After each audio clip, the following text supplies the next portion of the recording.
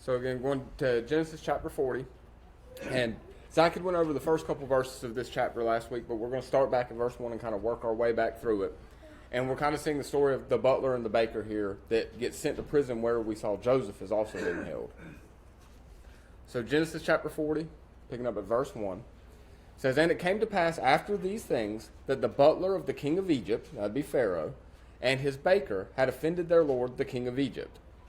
So the phrase there in that verse, "after these things," it shows us that some time has passed since back in chapter 39 and chapter 38. So we've moved forward a little bit, but it's not specific. It doesn't give us an actual timeline here. But we can put together a couple pieces of information to figure out the timeline here to know where we're at. So we know that 2 years pass before Joseph will interpret Pharaoh's dream in chapter 41, verse 1, when we get there next week. So I've got it here on the sides. This is chapter 41, verse 1. "And it came to pass at the end of 2 full years that Pharaoh dreamed, and behold, he stood by the river." So we know that 2 years passes before we get there. So from where we're starting at in chapter 40 to 41 is going to be a 2-year period. And then in chapter 41, verse 46, it says, "And Joseph was 30 years old when he stood before Pharaoh, king of Egypt. And Joseph went out from the presence of Pharaoh and went throughout all the land of Egypt." So we know that he roughly would have been about 28 years old in what we're going to see today. Okay, so he's 28 when he enters prison, and he served Potiphar for around 11 years. So that kind of gives us a timeline of how long he's been here and when this happened. So he's 28 at what we're looking at today. Now, the butler that it's going to talk about here would have been also the cupbearer, right? But he's not just the cupbearer. He's going to be the person that would have been in charge of all of the vineyards and wine cellars for the Pharaoh, right? He probably has hundreds of people that answer to him. He's a leader. He's a boss, right? Now, the baker also would be in a similar position. He's the head chef. He's the person in charge of everything that relates to providing and preparing the royal meals. So both of these people are very important ranks. They're very high ranks. And due to their access to royalty and confidential matters, think about a lot of times they'd be having meetings while they're having meals or drinking wine. So they're hearing confidential things. These offices were normally held by high-ranking people from noble families or even princes from Pharaoh's own family. So it'd be people that are very well known to Pharaoh, people he would trust, people he knows outside of just their rank as the butler and the baker. So Genesis chapter 40, verse 2.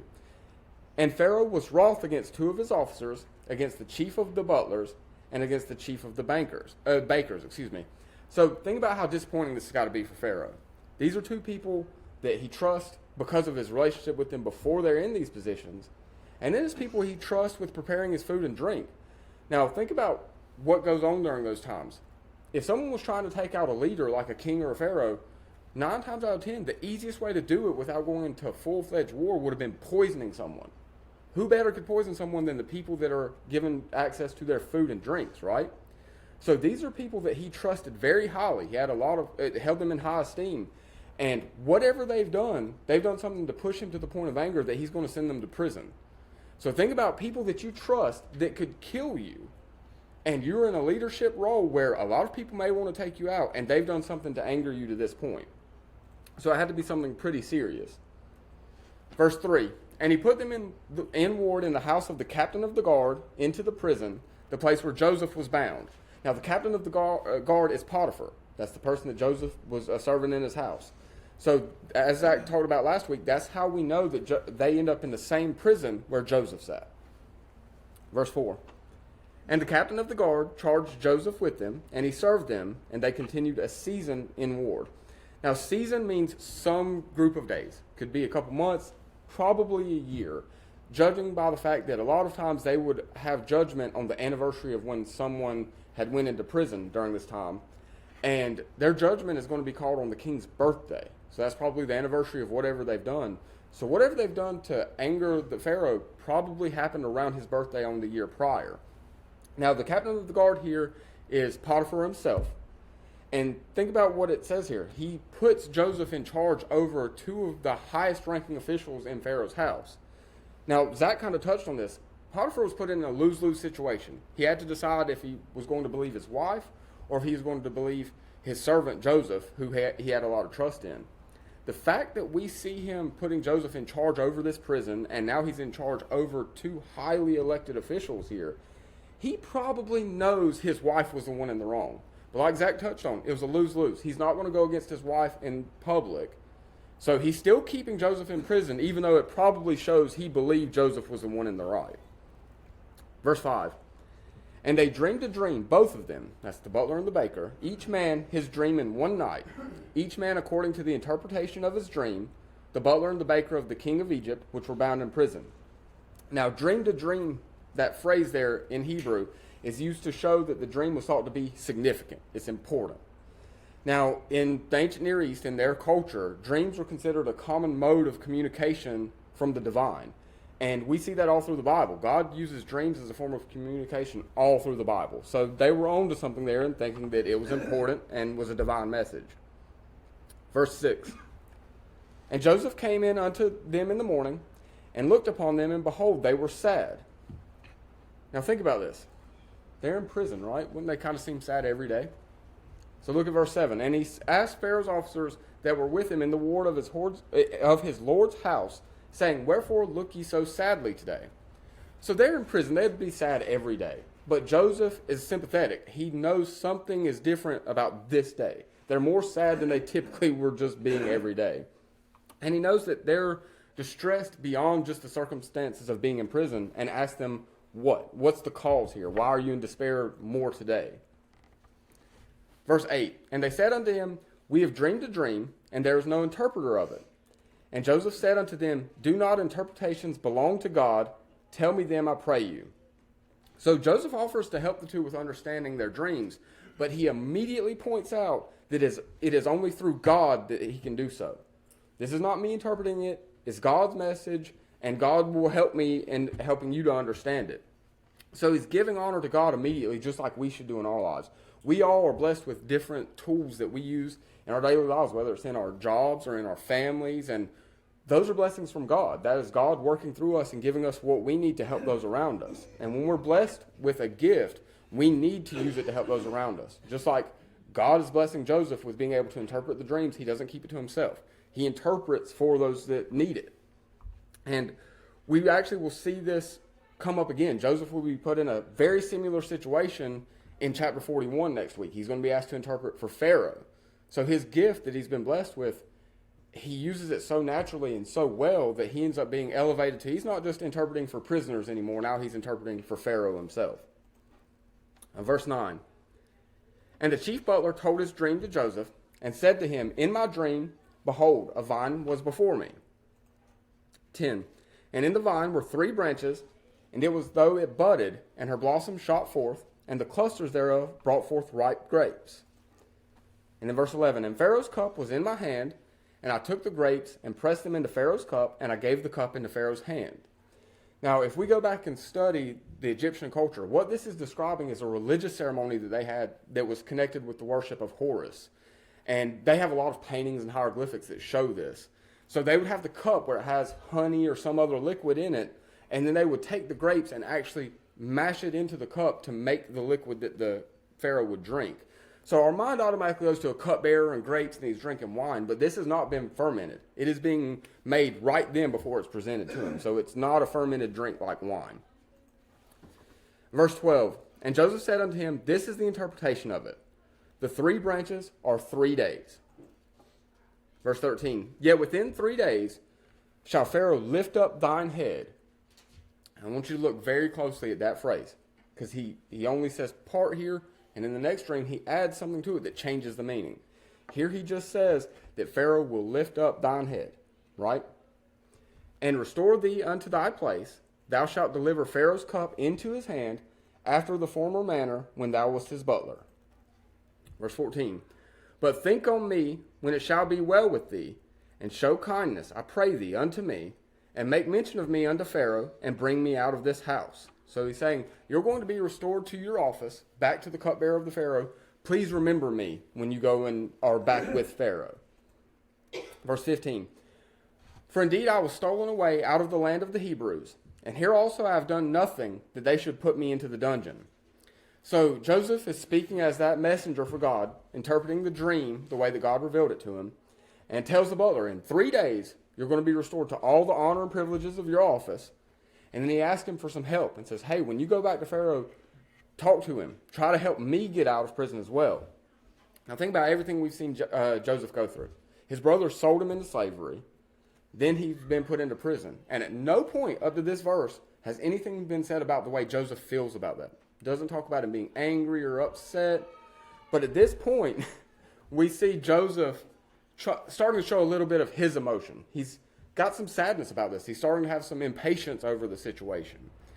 And I kind of took this as every time we see great people in the Bible, we always get told a little bit of their faults and their flaws as well. And I think that's to help us understand that there's only one divine, perfect person, right? It's Christ. So as good as Joseph was, we see a little bit of a fault here. He starts to get a little impatient, just like we've seen his ancestors do, and trying to take things into his own hands. Doesn't mean that he shouldn't have necessarily done this and that he's a terrible person, but he was man, just like us. He had faults and flaws. The only perfect one is Christ. Verse 16. When the chief baker saw that the interpretation was good, he said unto Joseph, I was also in my dream, and behold, I had 3 white baskets on my head. Okay, so 3 white baskets on my head, that verse, or that phrase, we've got to break down. There's a couple of different things that we need to understand about it. When it says white baskets, that is not referring to the color of the basket. What it is referring to, a lot of times it will be translated to white bread in baskets. Okay, so he's carrying bread, but if we go back to the Septuagint, which is where they first took the Hebrew, the Old Testament, and translated it to Greek. It's the first time it was ever translated after it was originally written. But it would have been translated around the time that Christ was alive. So they kind of understood what was there and probably understood better than we do. I have a slide here that shows us. This is what it says in the Greek, in the Septuagint. It's kanion. It means a basket of reed. So think about a wicker basket, right? It's not like a clay pot. It's a wicker basket. And I know we're all from the South. We probably know what wicker baskets are. But just in case you don't, this is what we think of with a wicker basket, right? They're using reeds. Something they use in that area, we see it with Moses. It's something that they had the bulrushes down by the Nile, something they had common to use. This is how they would have made the baskets. Does anyone notice what's one of the biggest characteristics about a wicker basket? Something that would be different than a clay pot. Holes in it. Exactly. So we're never told exactly what happens with the baker here. But there's some clues that are pointed out to us. Think about, we still have phrases we use today, like someone that works in delivery or in a warehouse. They'll be like, oh, yep, he got such and such. It fell off the back of a truck. He's dreaming that the baskets he's using to bring the food to Pharaoh has holes in it. Okay? We're going to see he's going to be the one that is judged by Pharaoh to have been the one that was in the wrong, whatever happened. The clues start to line up that he was probably skimming off the top. He was stealing. He was allowing people to take things that weren't there. That's kind of what the clues point to. So the reason why it tells us it's a wicker basket is it's symbolic. There was holes in his basket. He was letting things fall away. He wasn't, and remember, he's over hundreds of people. So he's allowing things to happen that as the chief baked meat, he shouldn't have been doing. He should have been watching over this better. So verse 17, and in the uppermost basket, there was all manner of baked meats for Pharaoh, and the birds did eat them out of the basket upon my head. Remember, this is still in his dream. So the way they would do this is they would stack 3 baskets and have the food in it, and they would carry it on top of their head. And they had detached kitchens. They would cross through courtyards to the dining rooms where they'd be eating. So it was common for birds to steal food out of these baskets.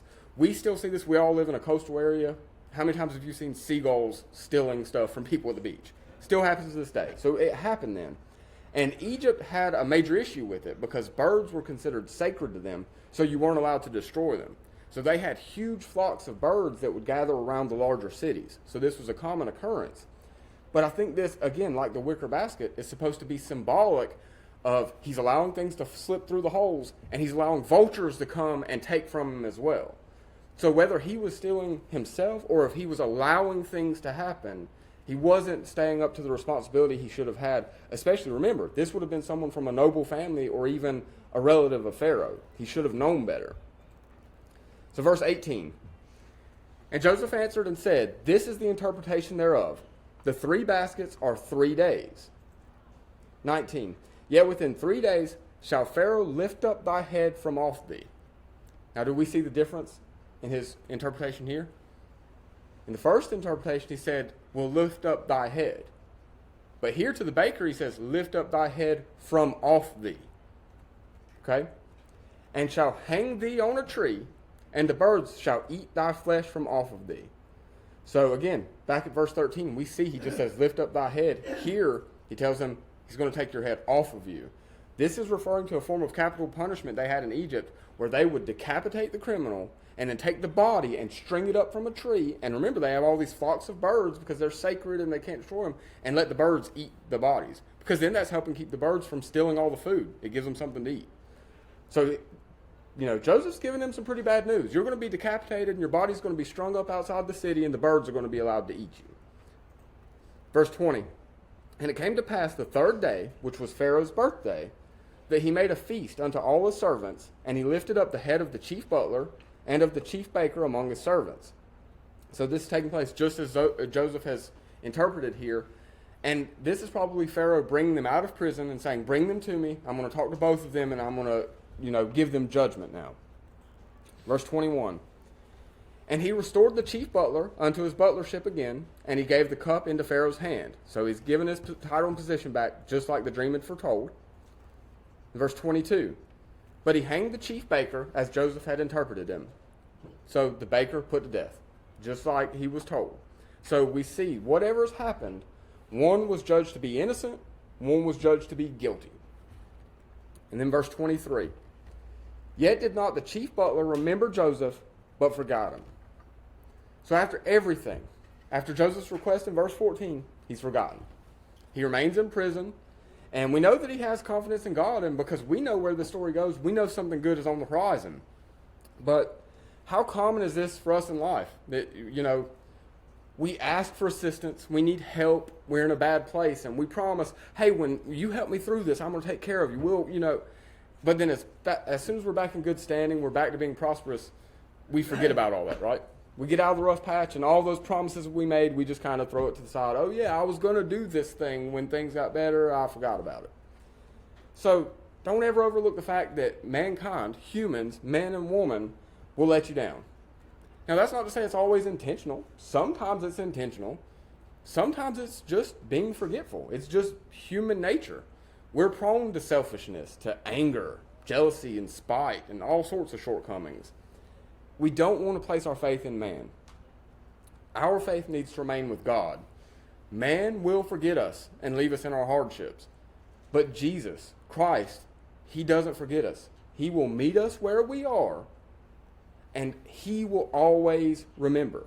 He won't forget.